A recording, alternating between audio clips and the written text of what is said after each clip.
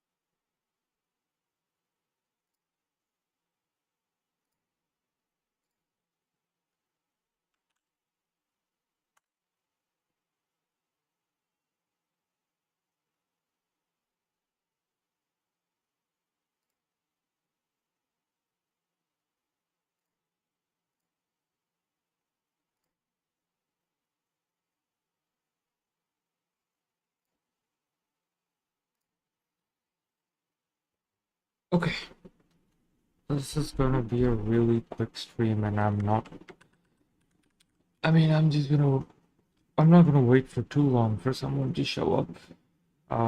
I'm just gonna go ahead and get this thing done and recorded anyways. So, um, okay. So this is like the finished work. It's already done. Like I'm not touching any more of this. Like this is how it looks with the values. Not really amazing, to be fair, but I think it does most of the job. Um, I did I did overall blend it a bit. At least the area between, like if I was to mark it, right? Just like a regular brush. Yeah. Okay. Like at least in this area here, I did blend it, with a hint of red, so that it feels like the character in the front is popping out, while this character is actually behind. It's kind of giving that, you know. I didn't have to do it in other spaces because then it would just like lose the value, or you could say lose the detail. So yeah, just in this area, just to create a separation. Otherwise, it's not really needed. But the point is like how exactly did I do this is what I'm gonna show. Um, yes, I create a lot of folders and a lot of um, this is okay. Banner is a separate thing. We'll see that. Okay. What is this? Should always name your layers. Then you're gonna forget. I'll just name it as a label placement. So I'm actually gonna go from the start, like how I started it, because that's basically the purpose of this video. Just explaining the whole process since I've completed the painting and now I don't have like anything else to do. So the first thing is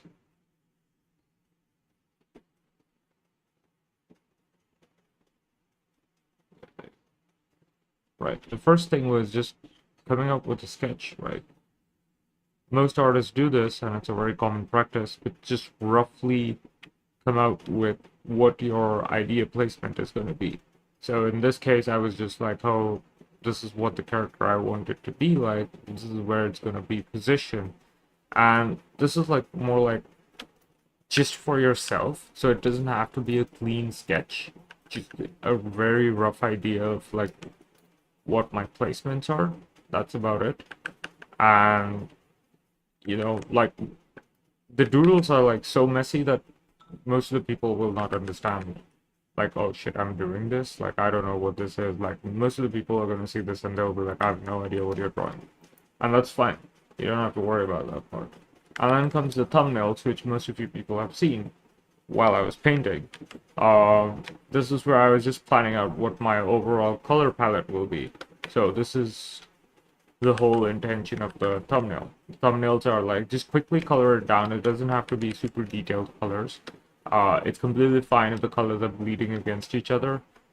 The goal and purpose of this is just to create a quick idea of like what the colors are going to be like. So that's basically what the thumbnail phase is. And that's why like the overall size of the thumbnail is also small, because I'm just like trying to separate everything out in colors and understand whether it looks like, like I can figure out like the differentiation and all this.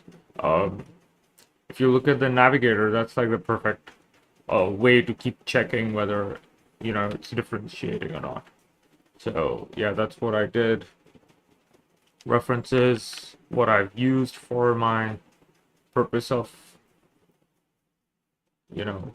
understanding what I was making. So all the references, I'm looking at other people's paintings, like how they've done certain colors and aesthetics of whatever they want to pop out in their illustrations. So basically that.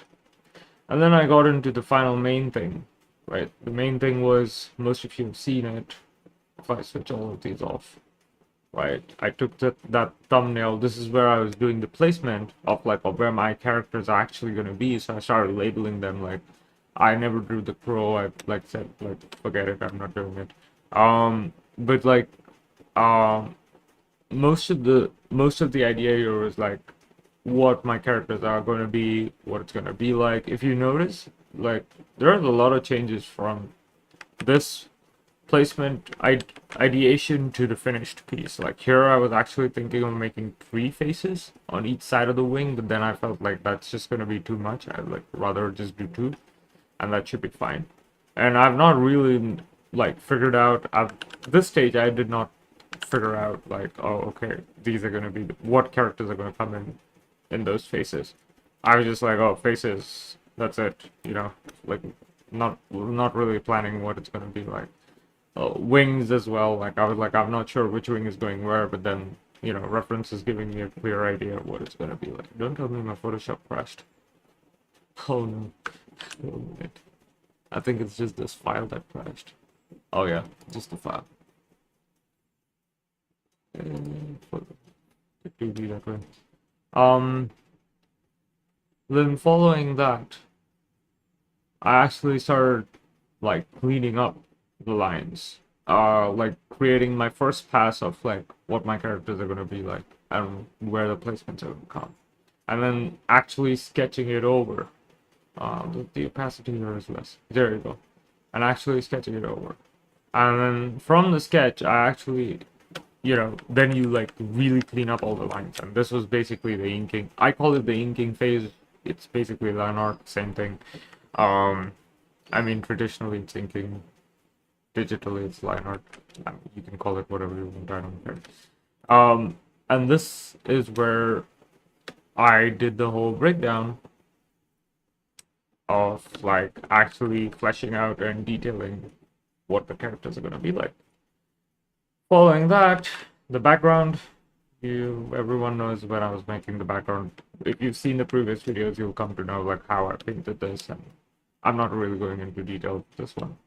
But yeah, the background, and then painting the characters over, and then painting over the line art for the cleanup. So this is where you see the notice of difference. I always keep checking the navigator on this side, which is like the smaller version of my painting, to give me an idea of like whether I'm doing it right or not. Because if you can distinguish your characters from afar, then I think you've basically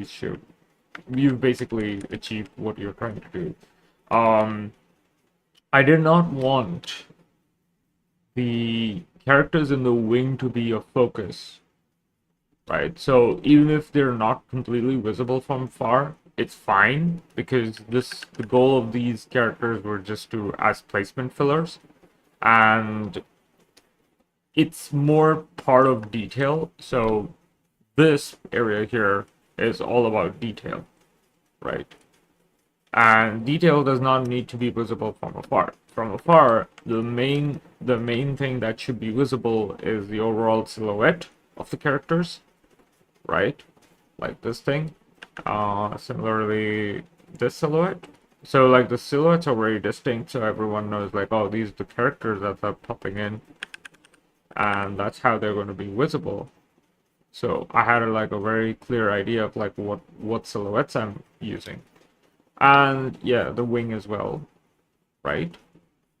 Plus this character at the bottom, these two characters at the bottom, right? So the overall goal was to understand the silhouette, and that's basically what I tried to do. And I created negative spaces here and here. Basically, this is like the whole negative space area, so that I could create separation between the characters, like especially between the wings and Dizzy herself and Justice who's behind. So that's what the negative space was intentionally for. Um, Following this, most of my work was done. Like I I had reached the amount of painting detail I needed to do. I did not want to go further in this specific painting. So I started cleaning up everything and then putting them in a separate, like I just made a copy folder of the thing, right?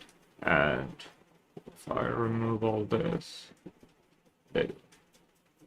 right? This is the cleanup of only the painting. BG is BG, of course. And then I started creating like this layer of separation. I said like, okay, why not like create this little separation between Justice and Dizzy just to make it more distinguishable. So that was the whole idea of creating that separation. And a little glow up on the characters just to give it an effect. This is basically a layer in color dodge, just to give like, oh, this is how the characters are gonna pop out a bit, just so that the attention of the viewer is on closer to Dizzy's head and a little bit towards Justice's head. And then so if I was to break this down now from what I've made, is the viewer is probably first going to see this, maybe go up, down this way, or then move sidewards like this. Similarly going like this, or you could go all the way up here and then sidewards down like this, and then return back to this as a place of rest. This is basically the idea. And if I was to break this down into a composition of simple shapes, it's basically one inverted triangle, one regular right side up triangle, right? This is the concept, or you could say this is like the breakdown for the composition, and this is you could say the center of the piece, right here. And the other one is here. So I'll have like two central points in the piece. So this is like some weird geometry of I don't know what, but like this is the composition, and everything's flowing around that. And then the negative spaces to create separation and point of interest. So this is probably one of the easiest ways for you to understand, like, oh, if I wanted to create a composition of a painting, just break it down into simple shapes and figure out how you want your composition to actually spread around the whole thing, right? So that's the whole idea, and that was how I did it. And then even when I added the banner, which is like basically the logo, right? Um, there is a watermark there. But even if I added the banner, again, this is the central piece. It comes down here, right? Goes up here, goes further up here, right? And then from here, it goes round like this.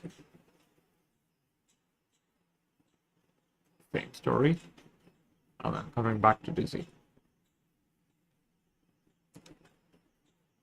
So if I was to break this composition now, it's again the same triangle, right? Which is pointing down to the logo.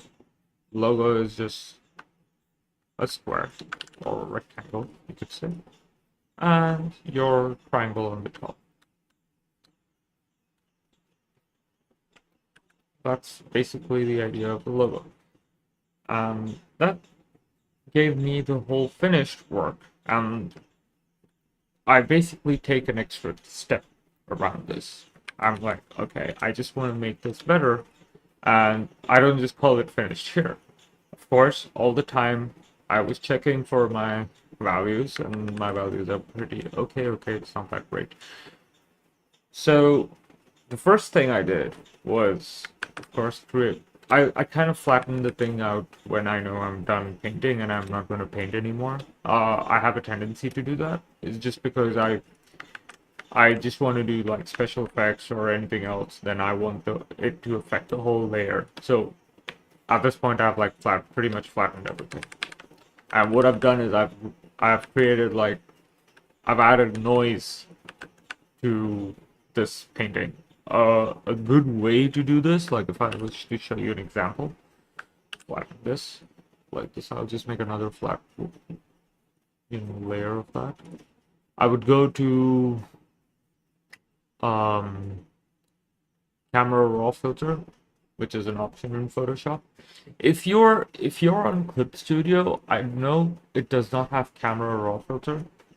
It probably has like some special effects, or you could use like one of the noise materials, add it to that and put it on like screen or overlay or like some other layer format to probably give an effect. But do keep in mind that it will affect the overall colors and values when you do that. So you'll have to play around with the adjustment when you do it. But here I'm like, I just took this, put the effects, go in the under the effects I have like the grain. I don't know if this is visible. I don't think it's visible because this opened up as a separate pop-up. So basically go to camera raw filter, go to effects. And there's going to be an option for grain, and you can change the amount of grain. How much grain do you want, or how much noise do you want in your layer? And that's basically what I did. It's very subtle. It's not very strong, but it does. If I was to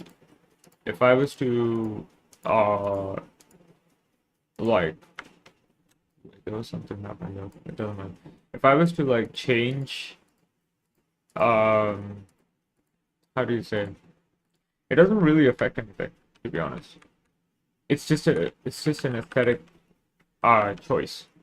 You don't have to do it. I just do it because I like to do it. So it's just an aesthetic choice.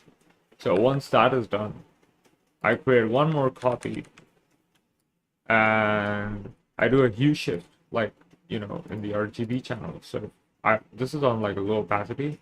If I increase the opacity, this is what you're gonna get. This is basically moving your RGB channels a little bit, and creating a distortion, so that it feels like you're getting like these additional green lines, red lines, blue lines all over the place. If I was to move this, this won't work like that. Yeah. I could show you how to do it. I just reduce the opacity so that it doesn't look that blurry. The problem with that, doing that, is just gonna make it look blurry. So after you do that distortion, lens distortion, you can call it, or just distortion. In Photoshop, you can do it in the channels. You can like just go to the green channel and the blue channel like this, and it's open up your levels and then just move your levels until you get that color gradient or something. So you'll just get that.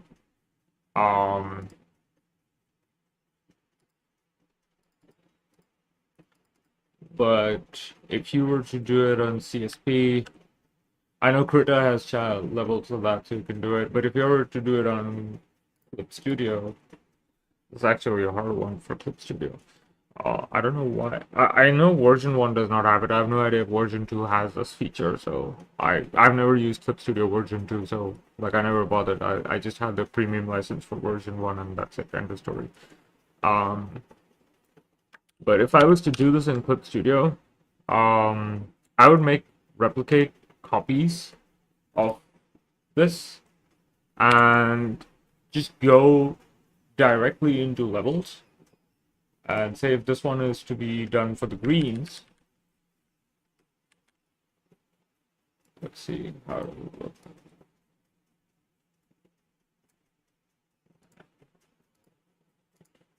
Just that. If I was to do it for greens, I would open up the levels. I don't think the levels pop-up is coming, but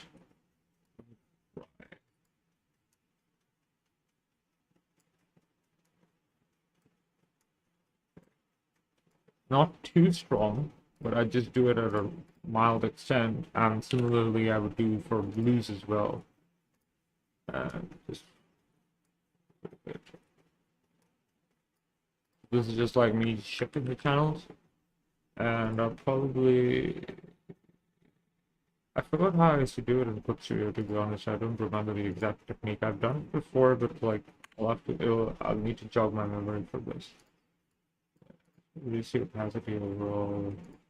Let's do this. Yeah, there you go. You get that distortion blur. The problem with doing this process is that it's always going to distort the image. Like it's going to blur the image. So it's recommended not to do too much. So yeah, but like I used to do it in a very different style in Clip Studio. I don't remember. In Photoshop, this is just a shortcut. And finally, this is an additional step where I'm just color grading it a little more. I normally like to do this so that the brightness or like the saturation of the colors increases to a certain degree so that it doesn't feel like it's like hitting the eye like no tomorrow. Like I don't want to blow up my eyes. And this is like so much red, I'd be like a freaking X-Men or something, like shooting optic glass. But yeah, this is just helping you like just grade it. You can use any process in Photoshop. Sometimes you can use LUTs. In Krita you can use LUTs.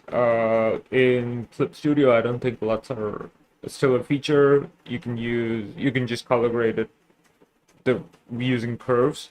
I mean you can use curves even here, it doesn't matter. LUTs is just a faster process to do, but you need to know which one you're using, that's all.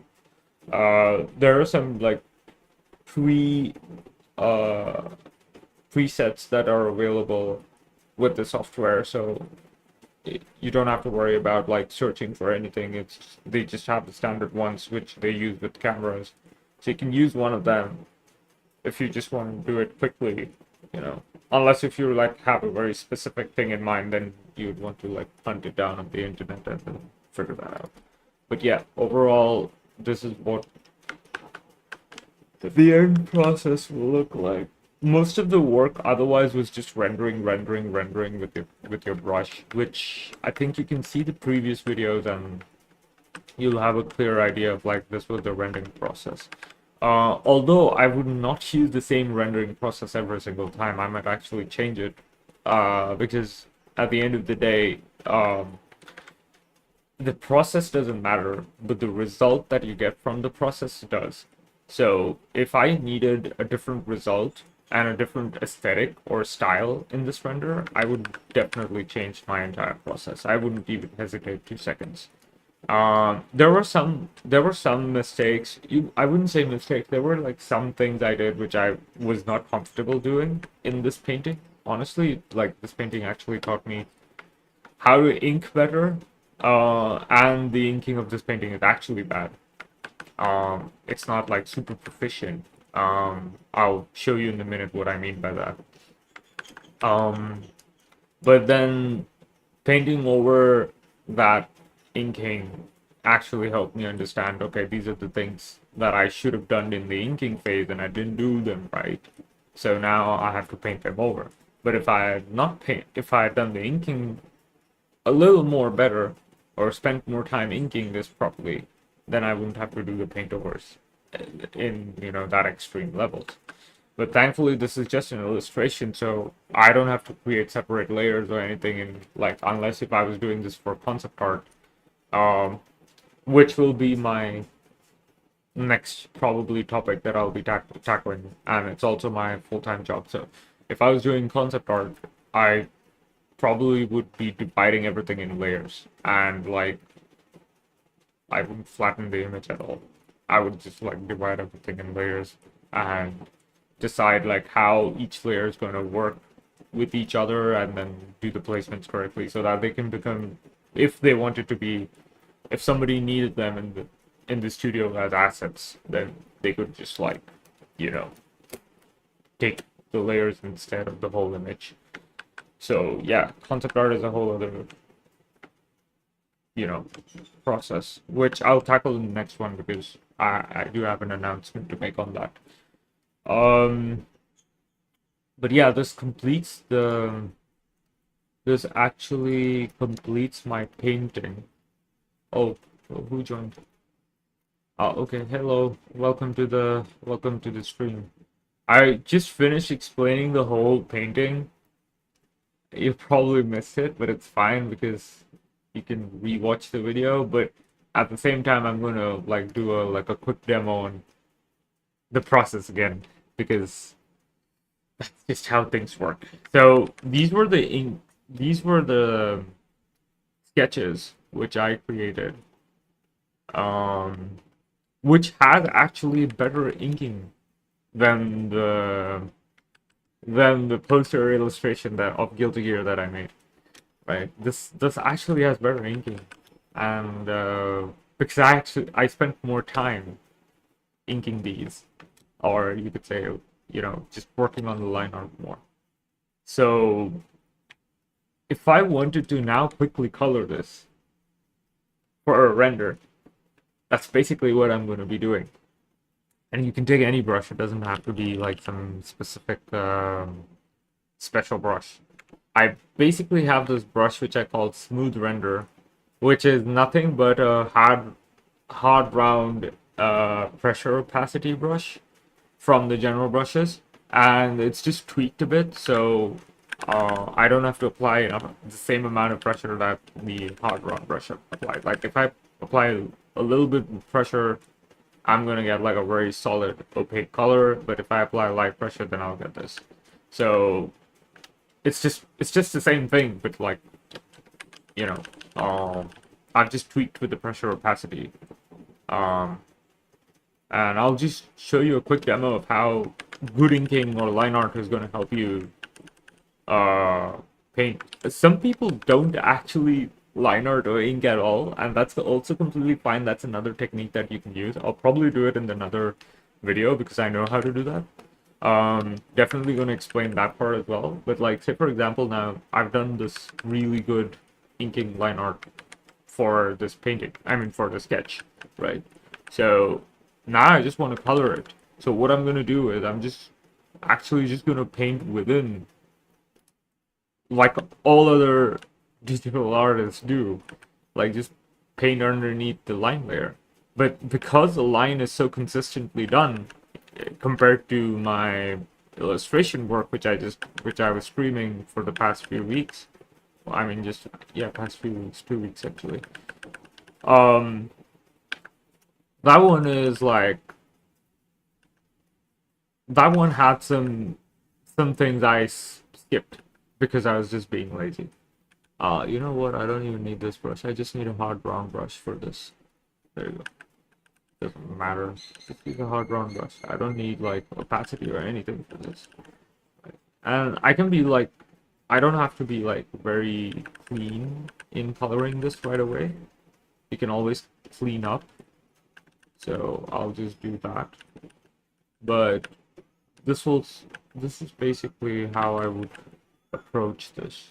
And then I'll take maybe a little bit, I like a little bit of the reddish tones more compared to a full-blown orange. I'll just like do this. Like you notice the illustration, I was actually creating a BG color and how do you say? I was letting the colors of the characters bleed into the background colors. In this one, I'm not doing so. That's like one other process you can follow. But like in this one, I just wanted to create like this version where I just want to like color the, you know, line art or like color the painting without worrying too much. So like, this is basically what I'll do. Take this color like this. I'm probably, you know, mix a little. Actually, first I'll color this part.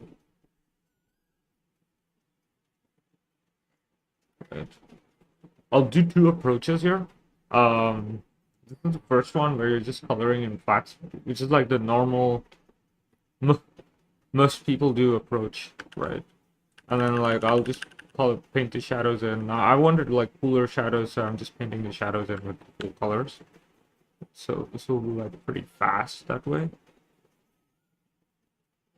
right?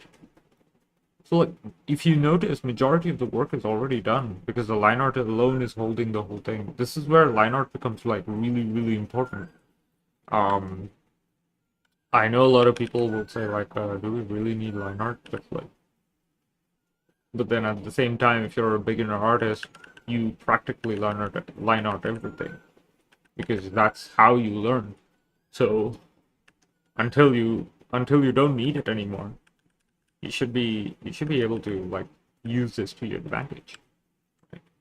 So I'm just using the standard general brushes, the round brush with opacity, the round brush with pressure, the round brush with just a regular hard round brush, which has like no opacity, pressure settings, nothing, just like a flat brush, like you know, sort of. So that kind of thing. So yeah, just painting this, right? And then I don't know what color I'll take for her clothes. I could take like a light color like this. Now in this case, the other thing I'm also doing is that I'm going from light to dark, which I was not doing in the illustration as well. So like again, I've explained this in my previous videos, but you can color any way you want with no problems whatsoever.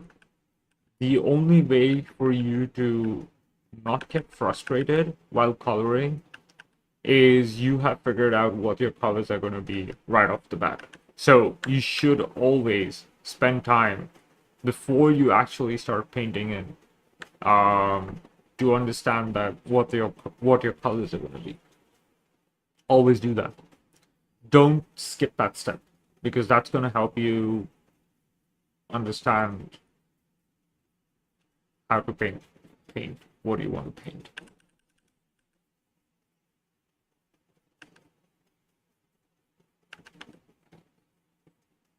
I probably want like a little bit of blues in this one, darker blues actually. And take this one. It's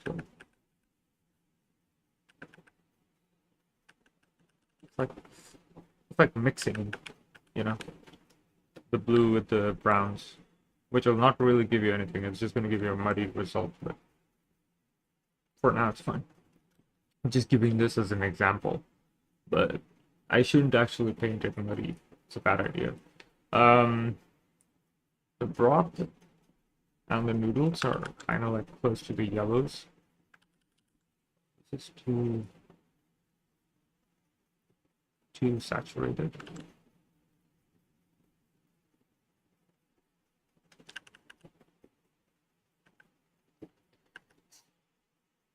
If you're a comic book artist, maybe this might be like a better approach for you, because comic book artists do definitely like rely heavy on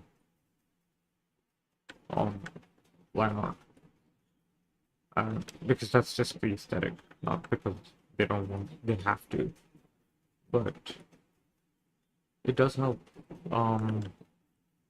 And then this for the chopsticks, just like lightly done.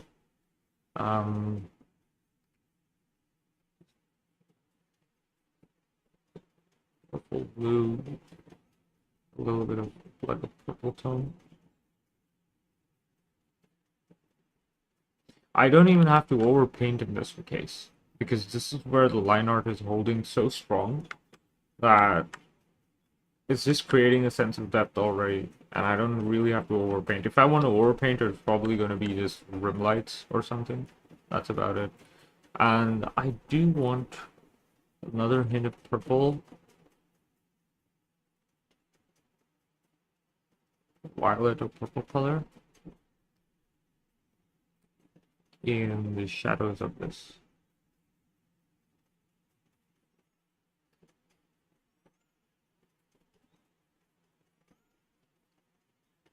See that? It's already giving the sense of that.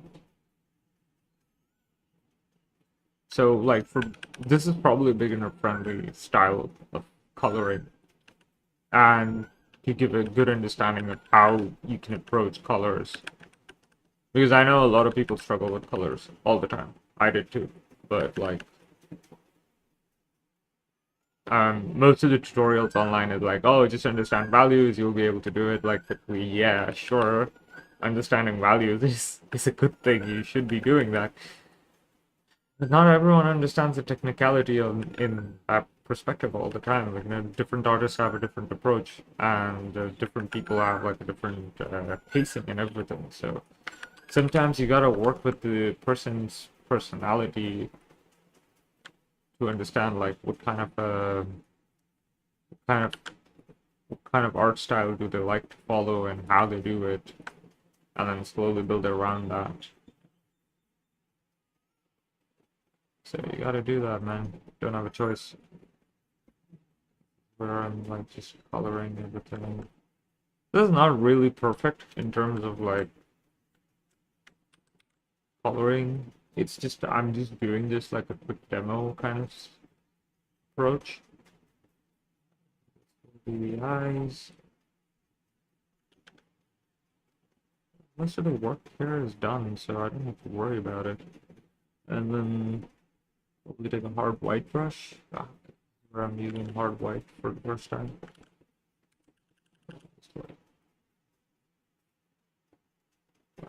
And then I have this tendency, as a personal taste, of adding random colors inside the eyes. So that it just looks like that. And this is an aesthetic choice. You don't have to do it, but if you want to do it, you can do it. Take a green. Right, this is just an aesthetic choice here. Take yellow. The inks itself is holding out overall, and then this is where I'll probably take some kind of a texture brush just to give it effects. Because I do want to create a light source, so like something like this.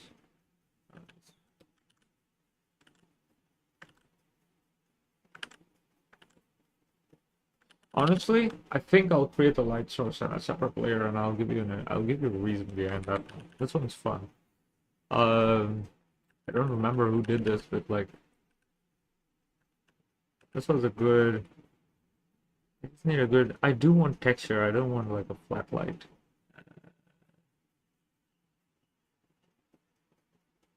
Let me see if I can find a nice brush for this.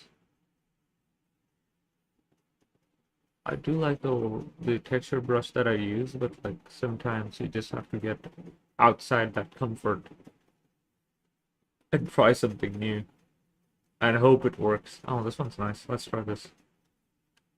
Interesting. Okay, so I'll create like a light source. Now this is on a separate layer. I'm creating the light source on a separate layer. I'll tell you why real quick. So this will be like light source here.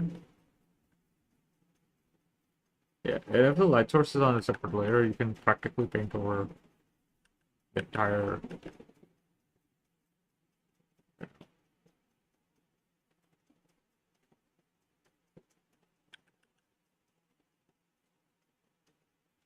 I really like this brush. This is a nice brush to work with, man. At least for painting light. And probably it'll have some light source here. Shouldn't be doing that. I should just be using a big brush strokes, but sometimes life does this to you.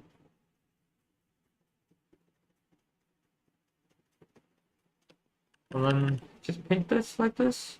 This is pretty. This is a lot of light already, and it's doing a fine job. Probably here as well.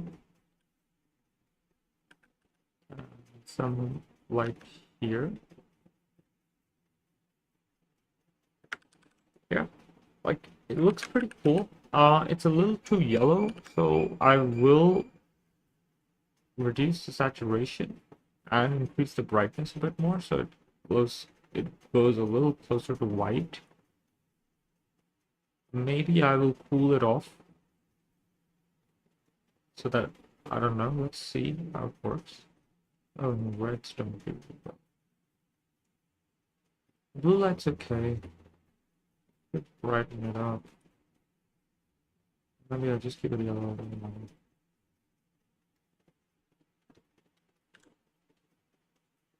Yeah, I think I'll just keep it yellow. So once this is done, I actually double click the layer, go to an outer glow, you know, add like this orange hue of the outer glow, which looks pretty cool if you look at it. See that? Maybe I'll adjust the effects. Let me just adjust the effects. I can increase the spread here. That's pretty cool. I can increase the size. Maybe it'll have like not too much. Right? I can increase or decrease the opacity. In this case, maybe I'll reduce the opacity a bit. I can add noise if I want to. Noise will give it a little bit of texture. Maybe increase the spread a little bit more. Reduce the opacity overall. There you go. Look at that. Give that little orange hue effect that you can create for your artwork. Which is pretty cool, to be fair. And you can do that. Let me see how is it coming in this. This is on color dodge. I can make it normal, or maybe I can make it overlay. Overlay would probably give me a better effect. Color dodge, what happens with color dodge is it sometimes burns it gives this like hot burning effect, which I sometimes don't really like it. Like hard light gives a nice effect. You could use hard light, you could use soft light, you could use overlay, right? Overlay mixes the colors in a brighter tone, so I do like that. But like,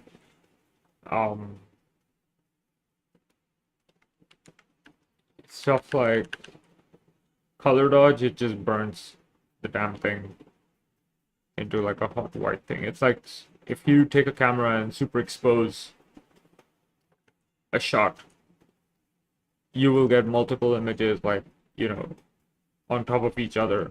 That's basically what in for a cameraman's perspective, that's in a way what color dodge is doing. It's basically super exposing the color over each other, causing the colors to just go white. It's like if I were to add colors over each other, like if you've got an entire spectrum of a rainbow and you merge all the rainbow colors together, you'll get a hot white light. That's basically that's basically what color dodge is doing. I don't know. It's just a. Can I point out that people normally scroll up noodles from the chopstick instead from the bottom of the strands? Yes. Yes, you're right. I just created this for an aesthetic piece. I don't know if you're still watching, but yeah, I just created it because it was like a um it was just for the shape. That's it. I do know they slurp from the chopstick because I do that as well. But yeah, I just did it for the aesthetics. Like it was intentional, man. And this is anime style, like non-realistic kind of thing. So I was like, yeah, whatever, I can do that. Please let me do that. I'll make it fun. Now I'll do a second process. Do that. Here I'll go dark to light for the second one. This one, right? And what I'll do is um first things first, probably take like this color gradation thing and just paint the whole thing like a masking layer. I'm doing it very roughly because I don't mind. I don't know, that part is also a part of the thing. Um, I should probably just use a hard drawn brush for this part.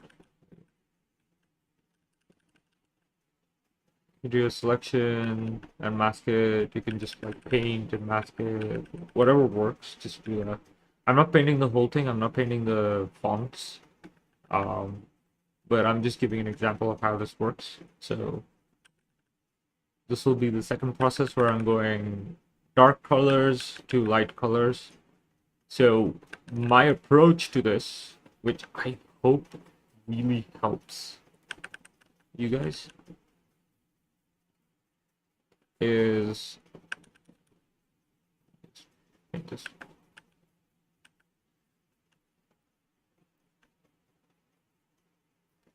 I paint in a masking layer or a masking. If I do a masking, I paint in a masking layer, which is basically I'm gonna like color on that, and I'll take my previous brush and I'll paint in the light where I want the light to fall. Okay, just do this. So I'll have a separation of value between the dark tones and the light tones. So maybe this I'll darken it a little more. There you go. So that the lights are visible a bit.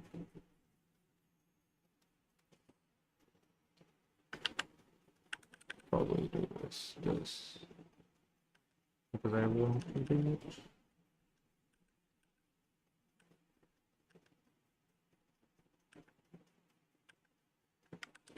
Right?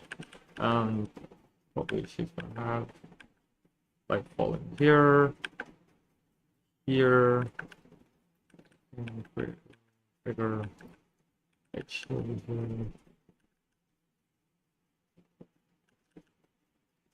However I want this light to be. Something like this. Gives it effect.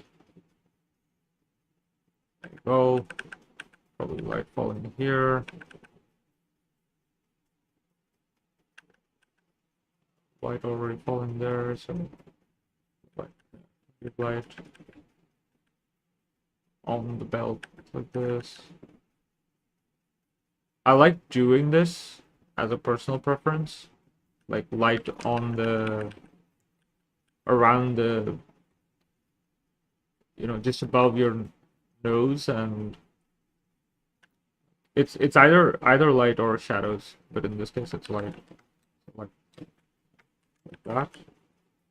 Probably a little bit of light here, right? It's already creating that effect. I don't know if I should do that. Maybe not. Maybe not.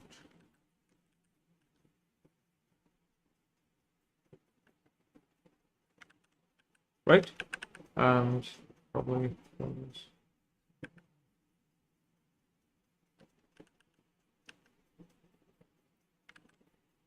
See that now? That's already creating like a sense of like lights and shadows. The same light layer, I can do an outer glow as well. And probably this time I'll take a blue outer glow because I just feel like doing that. Yeah. And what I'll do is I'll colorize this and maybe take it into a blue tone. There you go. Look at that. Blue on blue is also nice. I could do a purple, which is crazy cool, or like somewhere between a velvet violet or something.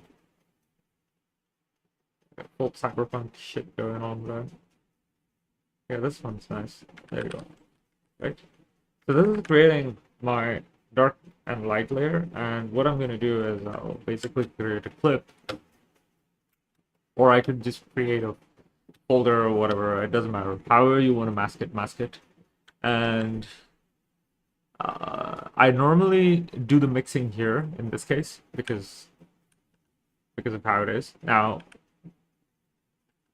this is where the fun is, that I don't have to worry about the light layer getting affected because everything is that thing actually becomes a hologram and sensor or whatever. I'll do it in the actual coloring process, but this is just a demo of like how I'm doing things.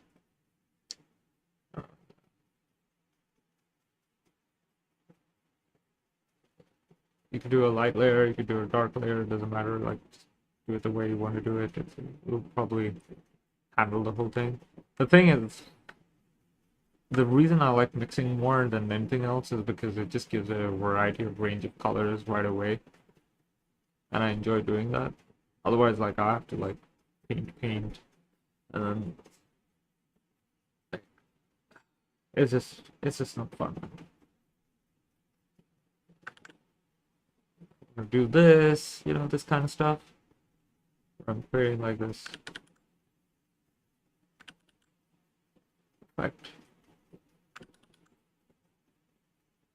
It's very roughly done. That's completely fine. You don't have to worry about that part. And I wanted this like to be like some sort of like a hologram sensor thing. So like it's got this blues happening, like censoring the thing, like how dare you, kind of thing. And then take this.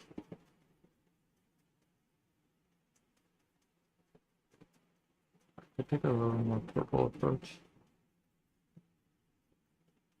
Probably paint in the eyes of that. Like the coolest thing in all this is that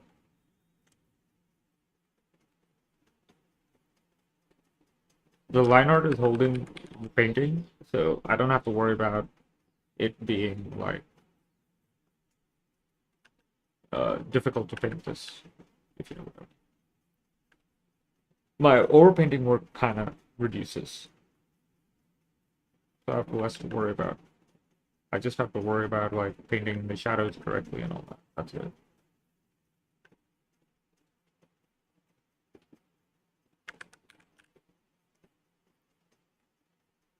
I don't know what color to give her. Probably I'll give her red because I feel like it. That's evil. Uh, You could say shotgun. Or maybe I'll give her another color, it's fine. I'll give her whatever I feel like, man. Maybe I could give her purple a bit. And got like this flush thing happening in an animation vibe, manga style vibe, so I'll give her that. But this is too orange for her. Can't do that. Need a little more pink. There you go. Right. And she's got something going on here. Probably a tattoo, face tattoo or something. Probably do it in. Probably play blues. My primary color component is blue. I'll explain the color division probably in another video. I'm not going to do it today. But probably next video I'll do that. Like, explaining how color division works. And how to do it. This is her hair, so her hair is going to be kind of pink, purple kind of thing. It's going to do that.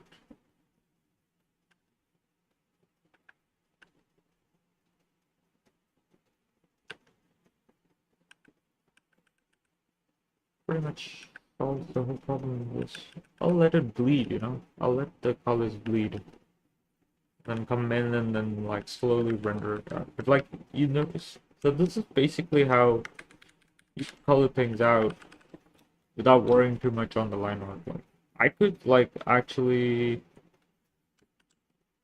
create a clipping, another clip layer, and then like color the line art a little bit so that I can reduce the overall intensity of the line art. But like only if you want to do it. You don't have to do it. But yeah, it'll sometimes it helps, so you can do it. Like certain areas like this, near the hair, I could do that. Especially where light is falling, I could reduce the overall intensity of the line.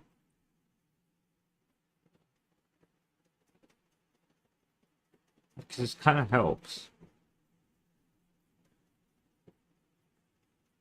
And then paint overs will probably be just like the whites or the rim lighting and all that stuff. So that will just come under paint overs. But yeah, this is one of the many processes you could do in coloring. The goal is achieving the desired result you want from coloring that stuff. So as long as you get those goals, it doesn't matter what process you follow. You should be flexible enough to follow whatever you want to do. But that does take time and patience and a lot of practice. I'm not that good either. I'm still not that good. I just like, I guess creativity and the will to lose the fear of spoiling your artwork and then redoing it again should be like, you know, you should like get rid of it. Like you shouldn't have the fear. If something goes bad and you have to paint the whole thing again, paint the whole thing again. It's fine.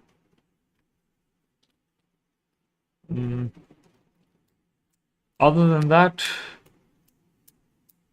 I think I'm done for the day. I have nothing more to talk about. So thank you once again for whoever stopped by and watched this. I hope this video also helps those who do come across this, because this video is all about just processes and processes. I just realized I labeled the video wrong.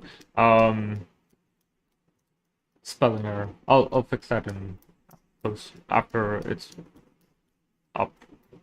I'll just edit the title. But yeah, that's all. I guess that's all. Thank you. I shall stream again and probably create a timetable for the days I stream so that whoever does come to watch can like actually watch.